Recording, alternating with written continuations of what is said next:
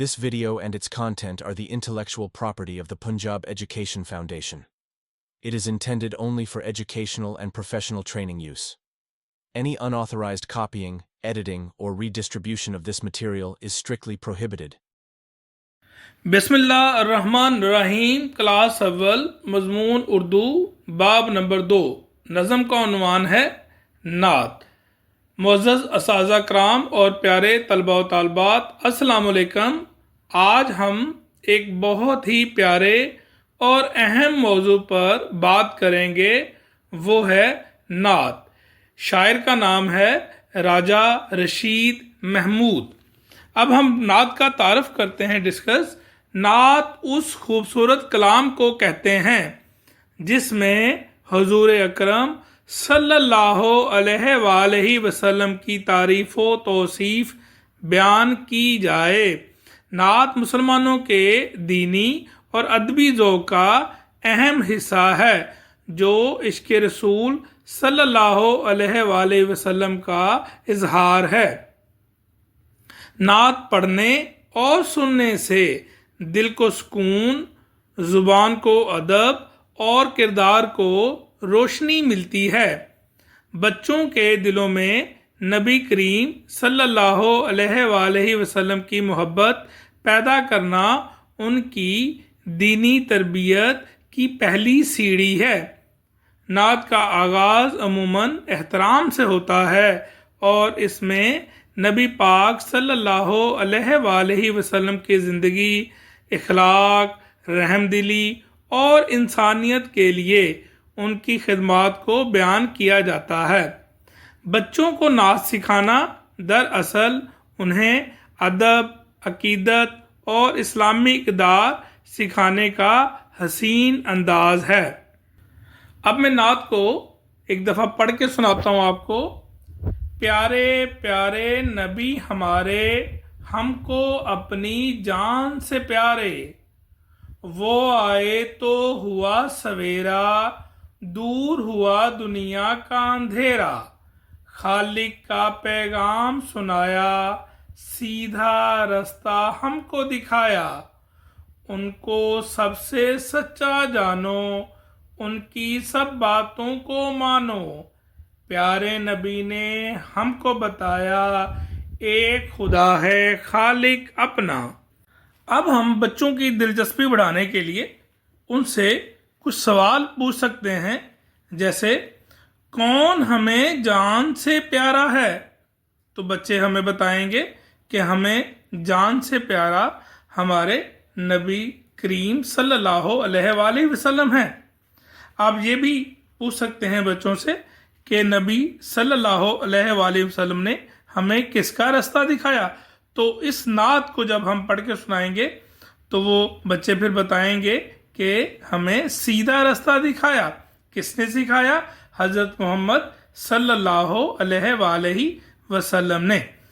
अब हम आते हैं अशआर की नसर और तशरीह की तरफ। पहला शेर है, प्यारे प्यारे नबी हमारे, हमको अपनी जान से प्यारे। इसकी नसर ये बनेगी कि हमारे नबी हज़रत मोहम्मद सल्लल्लाहु अलैहि वसल्लम बहुत प्यारे हैं।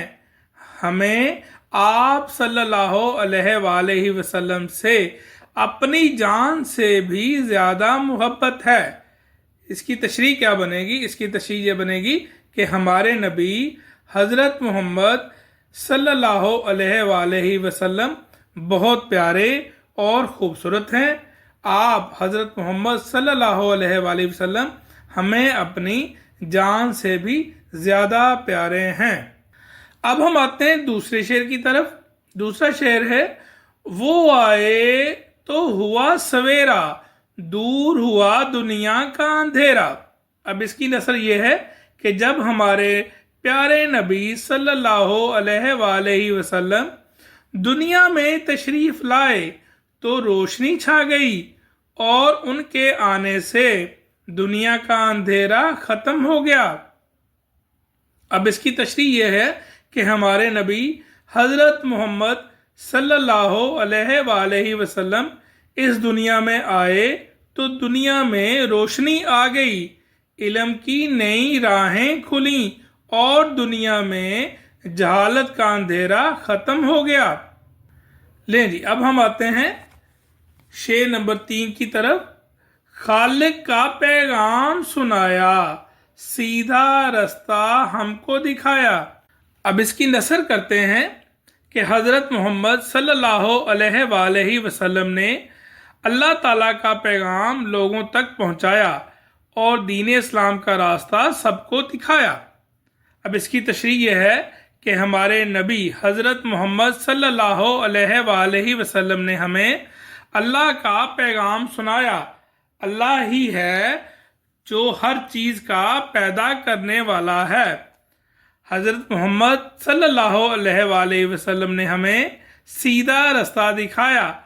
آپ صلی اللہ علیہ وآلہ وسلم کی زندگی وہ راستہ ہے جو ہمیں کامیابی کی منزل تک پہنچائے گا۔ اب ہم آتے ہیں چوتھے شعر کی طرف۔ چوتھا شعر ہے، ان کو سب سے سچا جانو، ان کی سب باتوں کو مانو۔ ان کو سب سے سچا جانو، ان کی سب باتوں کو مانو۔ تو اس کی نثر کیا بنے گی؟ اس کی نثر یہ بنے گی کہ نبی صلی اللہ علیہ وآلہ وسلم کو سب سے سچا ماننا چاہیے اور ان کی باتوں پر عمل کرنا چاہیے۔ جب ہم حضرت محمد صلی اللہ علیہ وآلہ وسلم کو سچا مانیں گے تو پھر ہم ان کی سب باتوں کو مانیں گے۔ تو اس کی تشریح یہ بنے گی، شاعر کہتے ہیں کہ پاک نبی حضرت محمد صلی اللہ علیہ وآلہ وسلم کو سب سے سچا جانو۔ حضرت محمد صلی اللہ علیہ وآلہ وسلم کی باتیں سچی ہیں، ہمیں حضرت محمد صلی اللہ علیہ وآلہ وسلم کی باتوں پر عمل کرنا چاہیے۔ اب اگلا شعر ہے، پیارے نبی نے ہم کو بتایا ایک خدا ہے خالق اپنا۔ اب اس کی کیا نثر بنے گی؟ اس کی نثر یہ ہے کہ ہمارے پیارے نبی صلی اللہ علیہ وآلہ وسلم نے ہمیں بتایا ہے کہ ہمارا ایک ہی خالق یعنی پیدا کرنے والا اللہ تعالیٰ ہے۔ اور اس کی تشریح یہ بنے گی کہ ہمیں ہمارے پیارے نبی حضرت محمد صلی اللہ علیہ وآلہ وسلم نے ہی بتایا ہے کہ اللہ ایک ہے اور ہم سب کو پیدا کرنے والا ہے۔ اب ہم ڈسکس کرتے ہیں کہ اس نعت کو پڑھانے کا مقصد کیا ہے۔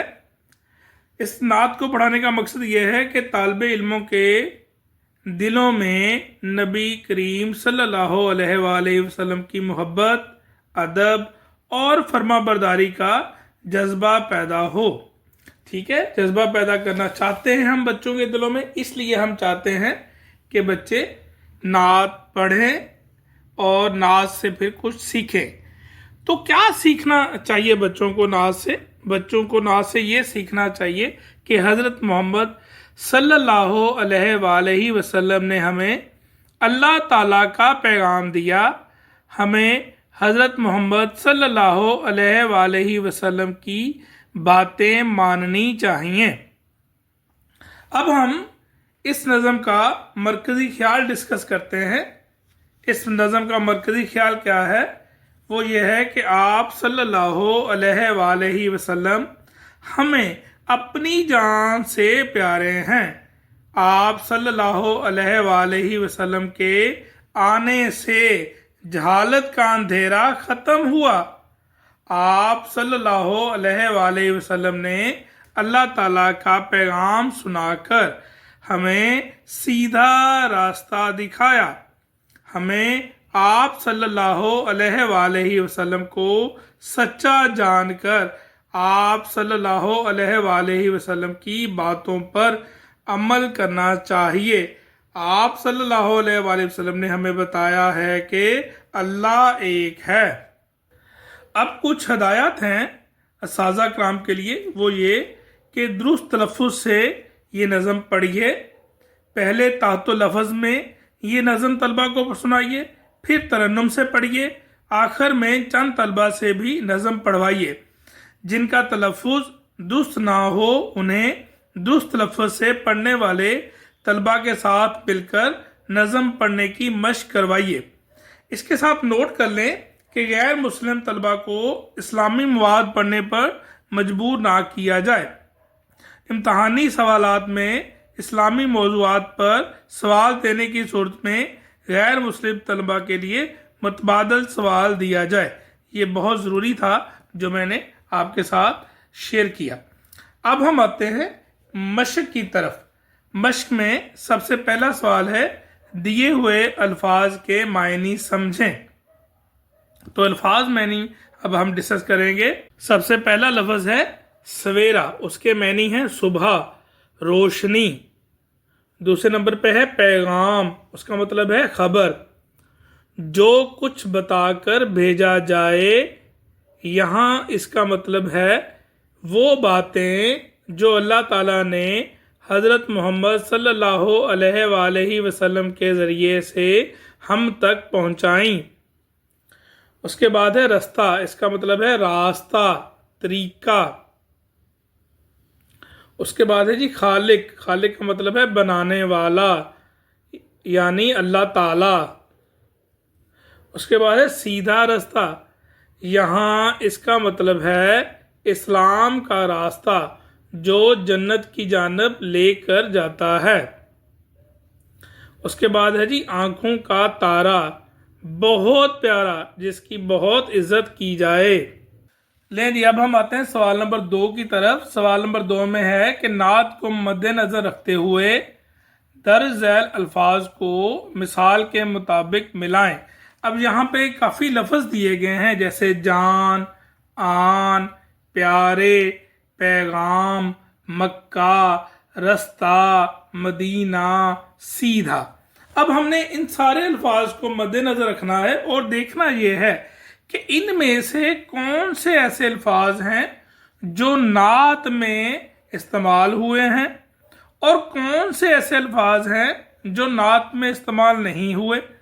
تو اگر ہم نعت پڑھیں ایک دفعہ تو اس میں سے ہمیں یہ الفاظ مل جائیں گے، پیارے پیارے نبی ہمارے، ہم کو اپنی جان سے پیارے، وہ آئے تو ہوا سویرا، دور ہوا دنیا کا اندھیرا، خالق کا پیغام سنایا، سیدھا رستہ ہم کو دکھایا، ان کو سب سے سچا جانو، ان کی سب باتوں کو مانو، پیارے نبی نے ہم کو بتایا، ایک خدا ہے خالق اپنا۔ اگر ہم دیکھیں تو پہلے شعر میں ایک لفظ ہے جان جو یہاں پہ استعمال ہوا ہے، تو پھر ہم اس کو نعت کے ساتھ ریلیٹ کر دیں گے، ملا دیں گے۔ دوسرے نمبر پہ ہوا ہے پیارے، اس کو بھی ہم نعت کے ساتھ ملا دیں گے۔ اس کے بعد لفظ آیا ہے پیغام، وہ بھی ہم اس کو نعت کے ساتھ جوڑ دیں گے۔ اس کے بعد آیا ہے رستہ، اس کو بھی ہم نعت کے ساتھ ملا دیں گے۔ اس کے بعد آیا ہے سیدھا، اس کو بھی ہم نعت کے ساتھ ملا دیں گے۔ یعنی کہ جان، پیارے، پیغام، رستہ اور سیدھا یہ نعت کے ساتھ اٹیچ ہو جائیں گے، نعت کے ساتھ ان کا تعلق ہے، تیر کے ساتھ ہم نعت کے ملا دیں گے۔ لیکن کچھ ایسے الفاظ ہیں جو نہیں ملے، جو نعت میں نہیں تھے، وہ کون کون سے ہیں؟ جیسے ہے آن، مکہ، مدینہ، یہ نعت میں نہیں ذکر ان کا، تو پھر ان کو ہم نعت کے ساتھ اٹیچ نہیں کریں گے۔ یہ بڑی اچھی ایکٹیویٹی تھی، بڑی اچھی سرگرمی تھی، جس کی وجہ سے بچے سیکھیں گے کہ کون کون سے الفاظ ہیں جو نعت والے جو لیسن ہے اس میں شامل ہوئے ہیں یا نہیں ہوئے۔ تو اس میں جو شامل ہوئے تھے ان میں ہے جان، پیارے، پیغام، رستہ اور سیدھا۔ جو نہیں ہوئے وہ کون کون سے ہیں؟ آن، مکہ، مدینہ۔ لیں جی اب ہم آتے ہیں سوال نمبر 3 کی طرف۔ نعت کے مطابق کالم ملائیں۔ اب 2 کالم ہیں۔ پہلے کالم میں ہے جی پیارے پیارے نبی ہمارے، وہ آئے تو ہوا سویرا، خالق کا پیغام سنایا، ان کو سب سے سچا جانو، پیارے نبی نے ہم کو بتایا۔ دوسرے کالم میں ہے ان کی سب باتوں کو مانو، سیدھا رستہ ہم کو دکھایا، ہم کو اپنی جان سے پیارے، ایک خدا ہے خالق اپنا، دور ہوا دنیا کا اندھیرا۔ اب میں نے آپ کو دونوں کالم پڑھ کے سنا دیے ہیں، جب میں آپ کو دونوں کالم پڑھ کے سنا رہا تھا تو آپ کے ذہن میں یہ آ رہا ہوگا کہ یہ لفظ تو آپس میں میچ نہیں کر رہے، تو وہ جو میچ کر رہے ہیں، جو کالم اے اور بی آپس میں میچ کر رہے ہیں، اب ان کو ہم جوڑتے ہیں کالم اے کو بی سے، جیسے ہے پیارے پیارے نبی ہمارے. اگر ہم دیکھیں دوسرے کالم میں تو وہاں پہ آئے گا ہم کو اپنی جان سے پیارے، یعنی ہمارے اور پیارے والا جو ہے وہ ہم آواز آ جائے گا، پیارے پیارے نبی ہمارے ہم کو اپنی جان سے پیارے. اب دوسرا ہے وہ آئے تو ہوا سویرا، تو اگر ہم دوسرے کالم میں دیکھیں تو وہاں ہے دور ہوا دنیا کا اندھیرا، وہ آئے تو ہوا سویرا، دور ہوا دنیا کا اندھیرا. اب تیسرے نمبر پہ ہے خالق کا پیغام سنایا، تو دوسرے کالم میں دیکھیں ہم تو وہاں آتا ہے سیدھا رستہ ہم کو دکھایا، خالق کا پیغام سنایا، سیدھا رستہ ہم کو دکھایا. اب پہلے کالم میں ہے ان کو سب سے سچا جانو، دوسرے میں ہے ان کی سب باتوں کو مانو. تو پہلا کالم دوسرے سے ہم نے اٹیچ کر دیا، جوڑ دیا ہے ان جملوں کے تھرو. تو اب دیکھیں سب سے آخری والا، پیارے نبی نے ہم کو بتایا ایک خدا ہے خالق اپنا. اب میں ریوائز کر رہا ہوں جو پہلے کالم میں تھے ان کو دوسرے کالم سے ملا کر.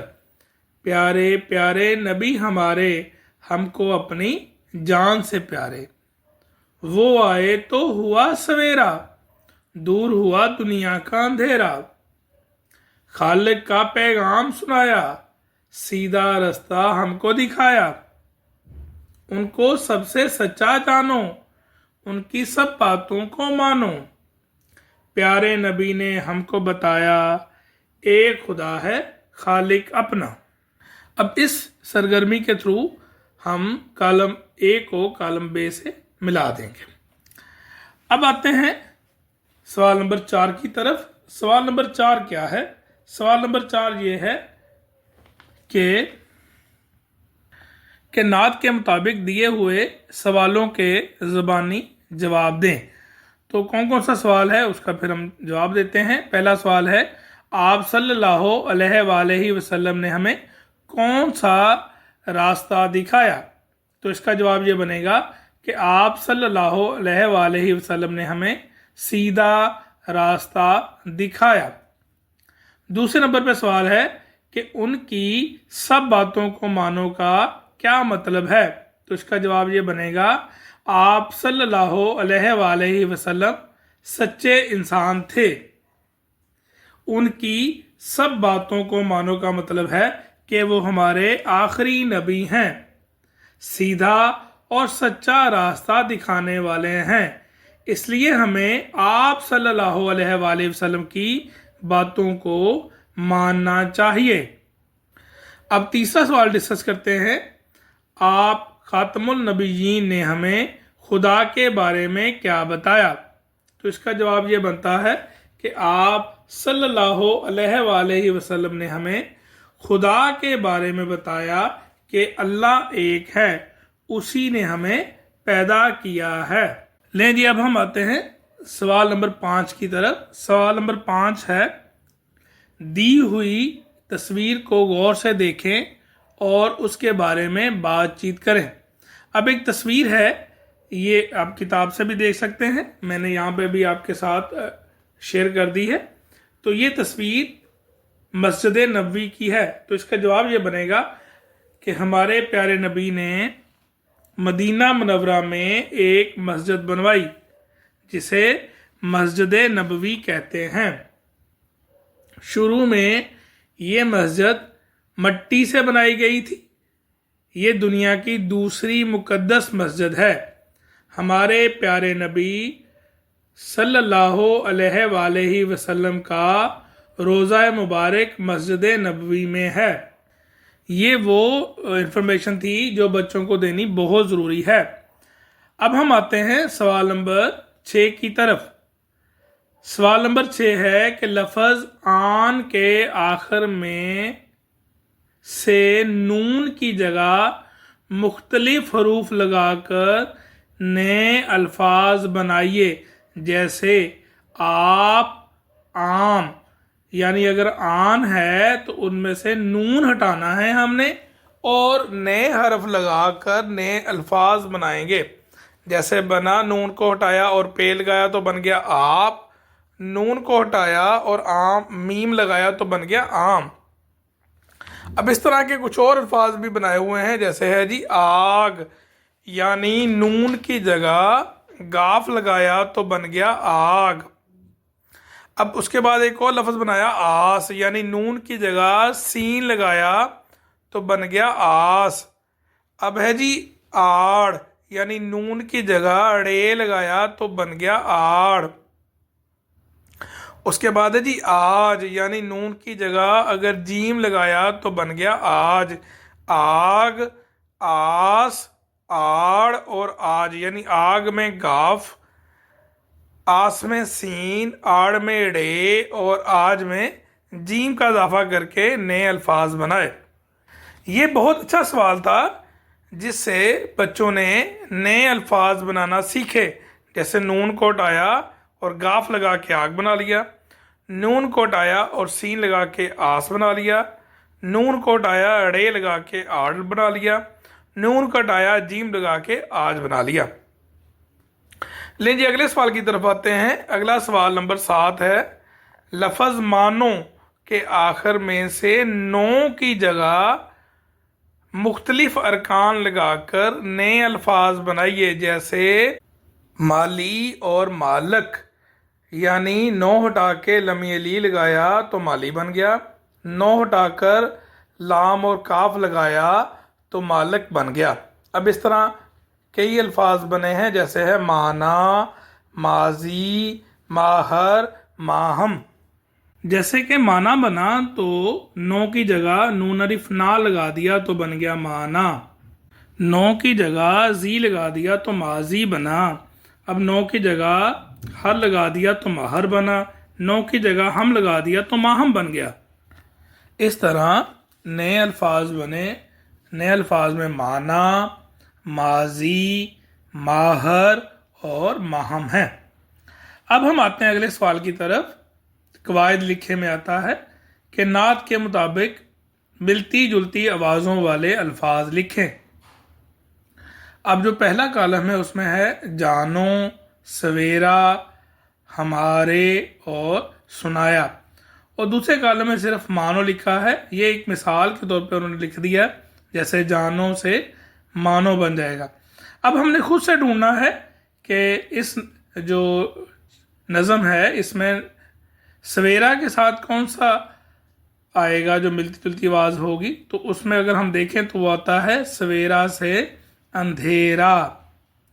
آگے ہے جی ہمارے. تو ہمارے کے سامنے کیا آئے گا؟ ہمارے کے سامنے آئے گا ہمارے سے تمہارے. اس کے بعد ہے جی سنایا. سنایا کے سامنے کیا آئے گا؟ سنایا کے سامنے آئے گا سنایا سے بنایا، یعنی جانو سے مانو، سویرا سے اندھیرا، ہمارے سے تمہارے، سنایا سے بنایا. یہ جو ملتی جلتی آوازیں ہیں نا انہیں قافیہ بھی کہتے ہیں. جیسے جانو مانو یہ قافیہ ہے، ہم قافیہ الفاظ جسے کہتے ہیں ہم. سویرا اندھیرا بھی ہم قافیہ الفاظ ہیں. سنایا بنایا بھی ہم قافیہ الفاظ ہیں. ہمارے سے تمہارے جو ہے یہ بھی ہم قافیہ الفاظ ہیں. لیں جی اب ہم آتے ہیں سوال نمبر 9 کی طرف. سوال نمبر 9 ہے کہ لفظوں کی جوڑیوں کو درست تلفظ سے پڑھیں اور یہ بھی بتائیں کہ ان میں کیا فرق ہے. لفظوں کی جوڑیاں جو میں پڑھ رہا ہوں آپ کے ساتھ، آپ بھی غور سے دیکھیے گا. ادھر ادھر، ہوا ہوا، دم دم، قسم قسم، پر پر. اب ہم ایک ایک پڑھتے ہیں اور اس کے معنی کا فرق بھی دیکھتے ہیں اور ان کے اعراب کا بھی فرق دیکھتے ہیں. ادھر اس کا مطلب ہے اس جانب. اعراب کے فرق میں ہے ادھر ادھر میں زیر اور پیش کا فرق ہے، اور ادھر اس طرف یعنی ادھر اس جانب ادھر اس جانب. اور اس کے اعراب کا فرق کیا ہے جی؟ ادھر ادھر میں زیر اور پیش کا فرق ہے. اب دوسرا ہے جی ہوا. اس کا مطلب ہے خلا اور زمین کے درمیان کی فضا. ہوا اس کا مطلب ہے ہو گیا. اب اس کے اعراب کا فرق اس میں یہ بنا کہ ہوا اور ہوا میں زبر اور پیش کا فرق ہے. اس کے بعد ہے جی دم. اس کا مطلب ہے روح، سانس، اور اس کے ساتھ بنتا ہے دم. دم کا مطلب ہے پونجھ. اب دم اور دم میں زبر اور پیش کا فرق ہے. اگر ہم دیکھیں تو زبر اور پیش کا فرق ہے. زبر ہے دم میں اور پیش ہے دم میں. اس کے بعد ہے جی قسم. قسم کا مطلب ہے حلف، حلف دینا نہیں ہوتا جیسے. اس کے بعد ہے قسم. قسم کا مطلب ہے نو، کہ یہ اس طرح کی قسمیں ہیں، اس کی بہت زیادہ قسمیں، اس طرح کا جو لفظ ہم استعمال کرتے ہیں وہ ہے نو. اور قسم اور قسم میں زبر اور زیر کا فرق ہے. یعنی قسم جو اوپر والا ہے اس میں زبر ہے، اور جو قسم ہے نیچے والا اس میں زیر کا لفظ کا فرق ہم ڈسکس کر سکتے ہیں. اب ہے جی پر. اس کا مطلب ہے اوپر. پور اس کا مطلب ہے بھرا ہوا. اب پر اور پور میں زبر اور پیش کا فرق ہے. پر میں زبر ہے اور پور میں پیش ہے. یہ بھی فرق واضح ہو گیا. لیکن جی ان ڈسکشن سے ہم حاصل کریں گے کہ اس کے معنی کے کیا فرق ہیں اور اعراب کے کیا فرق ہیں، وہ میں نے آپ کے ساتھ شیئر کر دی ہیں. اب ہم آتے ہیں اس سے اگلے ٹاپک کی طرف، اگلے سوال کی طرف. اگلا سوال ہے سوال نمبر 10. سوال نمبر 10 کیا ہے؟ سوال نمبر 10 یہ ہے کہ تصویر میں موجود کوئی سی 5 چیزوں کے نام لکھیں. اب ایک تصویر ہے، ایک ٹیبل بنا ہوا ہے، ایک چیئر رکھی ہوئی ہے، اس میں مختلف چیزیں پڑی ہوئی ہیں، سائڈ پہ بھی چیزیں پڑی ہوئی ہیں. تو آپ نے بچوں سے پوچھنا ہے کہ ان میں سے کوئی سے 5 چیزیں ڈھونڈیں اور ان کے نام بتائیں.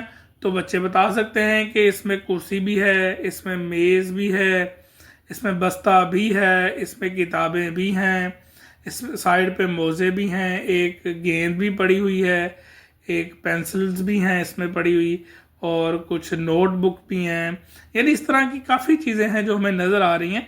لیکن آپ نے یہ ایکٹیویٹی بچوں سے کروانی ہے. اس کا فائدہ یہ ہوگا کہ بچے سوچیں گے، اس تصویر کو دیکھیں گے اور سوچیں گے، اور سوچنے کے بعد پھر وہ آپ کو ان میں سے نکال کر بتائیں گے کہ کرسی کدھر پڑی ہے، ٹیبل کہاں پہ ہے، بستہ کہاں پڑا ہوا ہے، کتابیں کہاں پڑی ہوئی ہیں، موزے کہاں پڑے ہوئے ہیں. ٹھیک ہے جی.